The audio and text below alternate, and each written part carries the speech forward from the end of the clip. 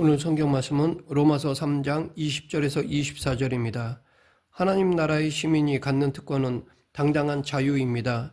율법으로부터의 자유, 죄의식과 죄책감으로부터의 자유, 열등감으로부터의 자유, 주어진 환경과 고난으로부터의 자유가 그것입니다. 또한 각 부분에서의 자유는 새로운 삶의 방향으로 나아가게 됩니다.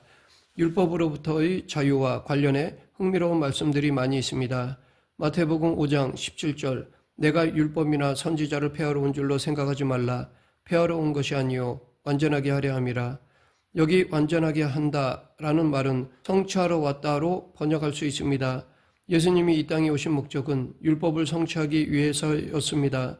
이어서 18절에서 진실로 너에게 이르노니 천지가 없어지기 전에는 율법의 1.1획도 결코 없어지지 아니하고 다 이루리라 라고 하셨습니다.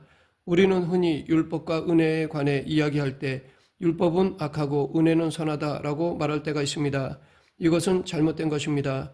율법은 선하고 의롭습니다. 단지 율법을 다 지키기가 너무 어려운 까닭에 율법으로 의롭다함을 얻을 수 있는 자가 없기 때문입니다. 율법이 나쁜 것이 아니라 율법의 의를 충족시킬 수가 없다는 것입니다. 예수님은 율법을 폐하러 오신 것이 아니라 그 율법이 못다한 것을 성취하러 오셨습니다. 그러하기에 누구든지 이 계명 중 지극히 작은 것 하나라도 버리고 또 그같이 사람을 가르치는 자는 천국에서 지극히 작다 일컬음을 받을 것이요 누구든지 이를 행하며 가르치는 자는 천국에서 크다 일컬음을 받으리라 라고 하신 것입니다. 또한 예수님은 내가 너에게 이르노니 너희 의가 서기관과 바리새인보다 더 낫지 못하면 결코 천국에 들어가지 못하리라 라고 하셨습니다. 당시 율법학자, 서기관, 바리새인들은 율법 조항들을 매우 철저히 지켰습니다. 그런데 예수님께서는 그들보다 더 의롭지 못하며 결단코 하나님 나라에 들어갈 수 없다고 선언하셨습니다. 당시 율법은 헬라의 영향권 아래 율법학자나 장로들의 구전으로 왜곡된 부분이 있었습니다. 예수님은 율법의 어떤 의미가 정확하게 전달되지 못했는지 하나님 나라의 기준으로 분명하게 말씀해 주셨습니다. 첫 번째는 마태복음 5장 21절에서 옛사람에게 말한 바 살인하지 말라. 누구든지 살인하면 심판을 받게 되리라 하였다는 것을 너희가 들었으나 에 이어 나는 너에게 이르노니 라는 문장이 나오는데 48절까지 6번이나 반복됩니다. 여기 21절은 살인에 관한 말씀입니다.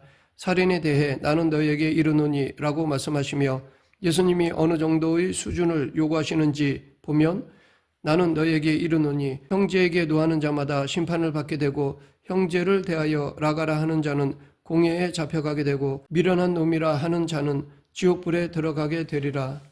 여기 라가라는 말은 생각이 없다, 양쪽 귀 사이가 비었다, 즉 골이 비었다라는 의미의 히브리어 욕입니다. 당시 율법학자들은 살인치 말라를 살인만 안 하면 된다는 의미로 전했습니다. 하지만 예수님은 하나님의 형상으로 창조된 형제를 무시하고 거부하는 것은 살인과 같다고 말씀하셨습니다. 즉 하나님 나라 기준으로는 하나님의 형상으로 창조된 사람을 골이 비어 아무것도 생각하지 못한다고 무시하는 것은 살인과 같다는 뜻입니다. 두 번째는 간음에 관한 말씀입니다. 또 간음하지 말라 하였다는 것을 너희가 들었으나 당신은 육적으로 간음만 안 하면 되었습니다. 그런데 예수님은 그 수준을 높였습니다. 나는 너에게 이르노니 음욕을 품고 여자를 보는 자마다 마음에 이미 간음하였느니라. 인간은 살기 위해 식욕이 있어야 하듯 성욕도 필요합니다. 남자가 여자를 보고도 성욕이 전혀 일지 않는다면 오히려 이상한 일입니다. 하나님께서 아담과 하와를 만드시고 심히 좋았다고 하셨습니다. 하나님께서는 그들의 결합으로 장차 이어갈 믿음의 후손들을 생각하시며 흐뭇해하셨습니다. 이처럼 성은 가정 안에서 거룩합니다. 여기서 말씀하시는 여자는 아내가 아니므로 말씀에서 언급하는 성욕은 가정 밖의 이야기입니다.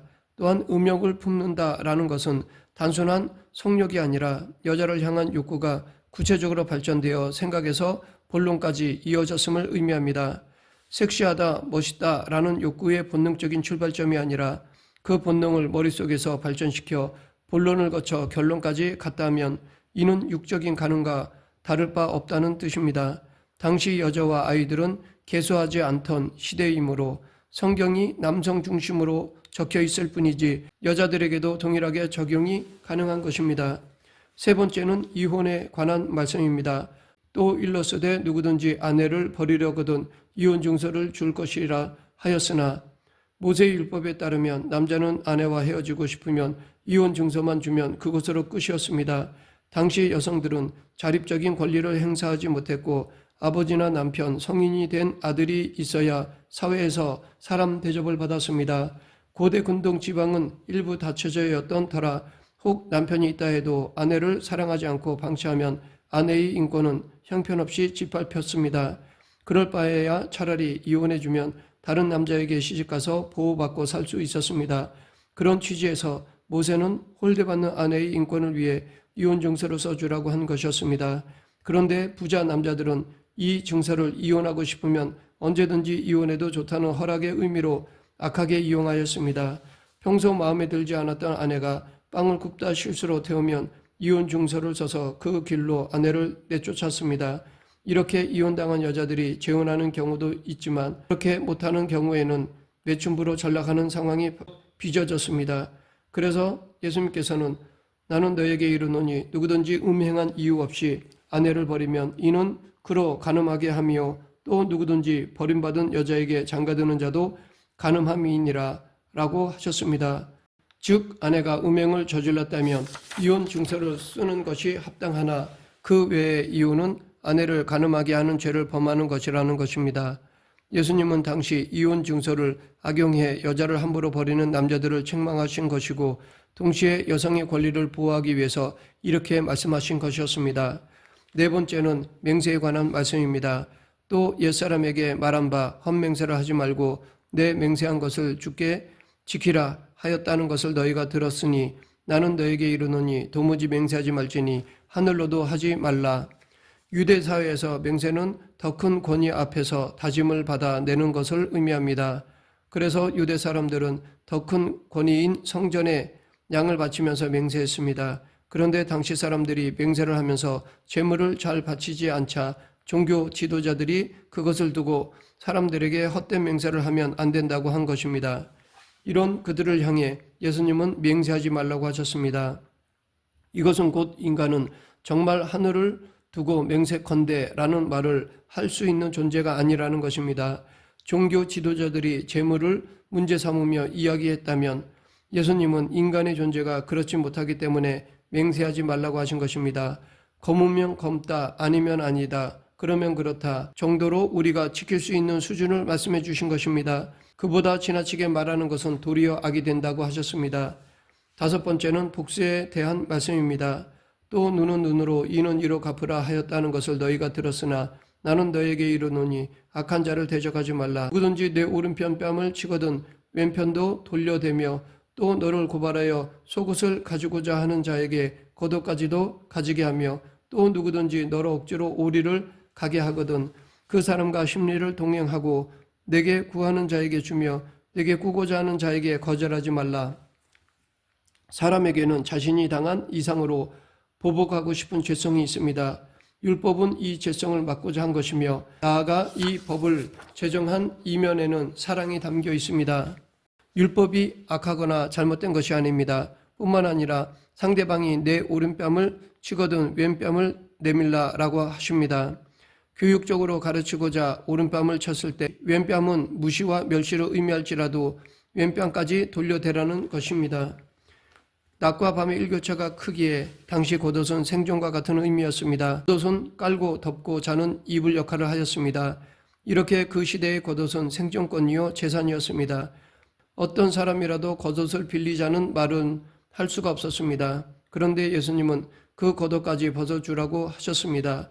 예수님은 눈은 눈으로 이는 이로 보복을 허락하지 않을 뿐만 아니라 더 나아가 왼뺨을 대고 생존권과 같은 겉옷까지 주고 오리를 가자고 하면 심리를 가라고 하셨습니다. 마지막으로 예수님은 또 내 이웃을 사랑하고 내 원수를 미워하라 하였다는 것을 너희가 들었으나 나는 너희에게 이르노니 너희 원수를 사랑하며 너희를 박해하는 자를 위하여 기도하라 라고 말씀하셨습니다. 율법에서는 원수를 미워해도 된다고 가르칩니다. 그런데 예수님은 원수까지 사랑하라고 하셨습니다. 그러면 예수님이 말씀하시는 수준은 어디일까요? 그 결론은 그러므로 하늘에 계신 너희 아버지의 온전하심과 같이 너희도 온전하라 입니다. 즉 하나님 나라의 윤리 도덕 수준으로 살라는 것입니다. 솔직히 예수님 말씀대로 한다면 하나님 나라에 들어갈 수 있는 사람은 아무도 없습니다. 그러기에 우리는 이 말씀의 의미를 생각해 보아야 할 것입니다. 법을 만들 때 그 법을 제정하는 정신을 자연법이라고 하고 그 자연법의 정신을 구체화하는 것을 실행법이라고 합니다. 우리는 실행법으로 민법, 헌법, 상법을 만듭니다. 그런데 당시 율법에는 실행법과 더불어 의식법이 있었습니다. 제사, 절기의 의식을 어떻게 하는지가 의식법이었습니다. 그 다음은 도덕법이 있었는데 십계명이 도덕법의 대표적인 예입니다. 이렇게 율법은 율법의 정신 아래 실행법, 의식법, 도덕법이 있었습니다. 그렇다면 율법의 정신인 자연법은 무엇이었을까요? 마태복음 22장에 어떤 사람이 율법 중에 어느 것이 큰지 예수님께 물었습니다. 그러자 예수님은 하나님 사랑, 이웃 사랑이라고 하셨습니다. 마음과 목숨과 뜻을 다하여 하나님을 사랑하고 내 이웃을 내 몸처럼 사랑하라는 것입니다. 그러면 어떻게 그 정신을 지킬 수 있을까요? 이 문제를 해결하기 위해 구체적인 실행법이 등장합니다. 율법에도 하나님을 어떻게 사랑해야 하는지, 제사로 어떻게 표현해야 하는지, 이웃을 어떻게 사랑해야 하는지 구체적인 법을 만드셨습니다. 그런데 예수님은 서기관과 바리새인 같은 종교 지도자들을 향해 회칠한 무덤과 같은 자들이라고 책망하셨습니다. 유대 사회에서는 사람이 죽으면 야산에 동굴을 파서 그 속에 시신을 넣고 돌로 막았습니다. 그리고는 그 위에다 하얗게 분칠을 하였습니다. 밖에서 보면 깨끗해 보이지만 안에는 시신이 썩고 구더기가 득실거렸습니다. 당시 바리새인들이 분칠을 하듯 이 율법을 지켜서 겉으로는 의로워 보였지만 정작 그들의 마음속에는 구더기가 들끓듯이 하나님과 이웃을 향한 사랑이 없었습니다. 예수님은 이런 서기관들과 바리새인들보다 더 의롭지 않고는 결코 하나님 나라에 들어갈 수 없다고 하셨습니다.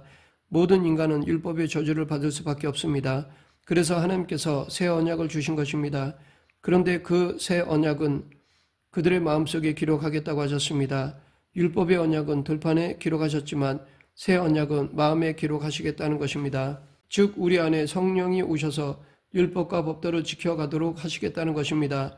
예레미야와 에스겔 두 선지자를 통해 알 수 있듯이 새 언약은 모세의 언약과 다릅니다. 돌판에 새겨진 법이 우리의 의지로 지키는 것이라면 새 언약은 성령으로 지키게 하시겠다는 것입니다. 그렇게 하기 위해서는 예수님께서 모진 고난과 순환을 당하시고 십자가에서 죽으셔야 했습니다. 그리고 부활하셔야 했습니다.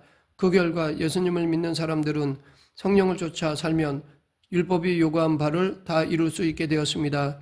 오늘 본문 20절부터 24절 그러므로 율법의 행위로 그의 앞에 의롭다 하심을 얻을 육체가 없나니 율법으로는 죄를 깨달음이니라. 이제는 율법 외에 하나님의 한 의가 나타났으니 율법과 선지자들에게 증거를 받은 것이라. 곧 예수 그리스도를 믿음으로 말미암아 모든 믿는 자에게 미치는 하나님의 의인이 차별이 없느니라. 모든 사람이 죄를 범하였으며 하나님의 영광에 이르지 못하더니 그리스도 예수 안에 있는 성령으로 말미암아 하나님의 은혜로 값없이 의롭다 하심을 얻은 자가 되었느니라.